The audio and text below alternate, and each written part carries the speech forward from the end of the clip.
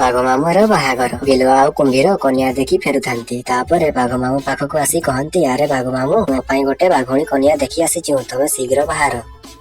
बिलुआ कहे, आम पाखरे आउ गोटे बाघुणी सामिल हेले टुआ टुई को ठीक माने दे परिबा। सेतिके समय टुआ टुई ताको कथा सुनि नियंती आउ कहंती, ओ तेबे आम पाई आउ गोटे शत्रु आनुचंती नी। सेठु टुआ कहे, एमिति हेले तो आमे बाहर को बाहरी पारिबा नाही। तापरे टुई उपाय करे। तापरे सेमाने बाघ मामूर रास्ता रे गछ काटी आउ रास्ता रे गात खोली दियंती। जेतेबेले बिलुआ आउ कुंभीर सेही रास्ता रे जाउथिबा बेले सेही गातरे पड़ी जांती। एमितिरे सेमानक बाहागर समय पार होई जाय। जेतेबेले बाघुणी कन्या बाहाकु पहुंची देखंती बाघुणी कन्यार आउ गोटे बाघ सहित बाहागर चालुथा। बिचरा बाघ मामूर बाहागर होई पारे।